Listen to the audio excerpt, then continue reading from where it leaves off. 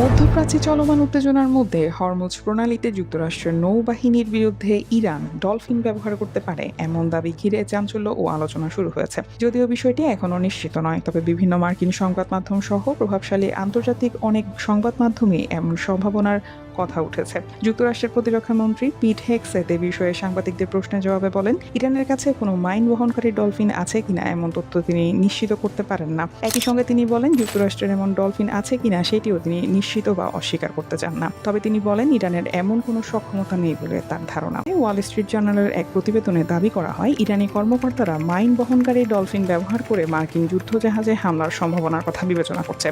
তবে এই বিষয়ে নির্দিষ্ট কোনো প্রমাণ এখনো পাওয়া যায়নি। অন্যদিকে যুক্তরাষ্ট্রের নৌবাহিনী দীর্ঘদিন ধরে সামরিক কাজে ডলফিন ব্যবহার করে আসছে। মার্কিন নেভির মেরিন ম্যামাল প্রোগ্রাম অনুযায়ী বোতল নোজ ডলফিন ও সি লায়ন বা সমুদ্র সিংহ পানির নিচে মাইন শনাক্ত উদ্ধার করার কাজে প্রশিক্ষিত। তবে এগুলো কোনোভাবেই আত্মঘাতী বা হামলাকারী হিসেবে ব্যবহৃত হয় না।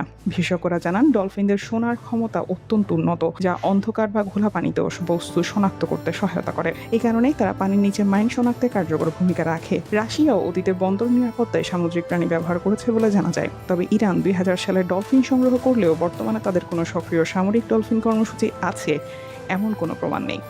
সব মিলিয়ে মাইন বহনকারী ডলফিন ব্যবহারের ধারণাটি এখনও নিশ্চিত তথ্য নয়, বরং আন্তর্জাতিক সংবাদ মাধ্যমে আলোচিত একটি সম্ভাব্য ও বিতর্কিত দাবি হিসেবে রয়ে গেছে। তবে এটি যদি সত্য হয়, তাহলে হরমুজ প্রণালীতে আরও বিপদে পড়বে মার্কিন বাহিনী। ডলফিন বহনকারী মাইনের আকস্মিক আত্মঘাতী হামলায় ধ্বংস হতে পারে একের পর এক যুদ্ধজাহাজ। কোনো বিশ্লেষকের মতে, যুদ্ধের শুরু থেকেই ইরান নানাভাবে শত্রুকে চমকে দিয়েছে। তাদের সক্ষমতা সম্পর্কিত পূর্ব ধারণা বারবার ভুল প্রমাণ করেছে তারা।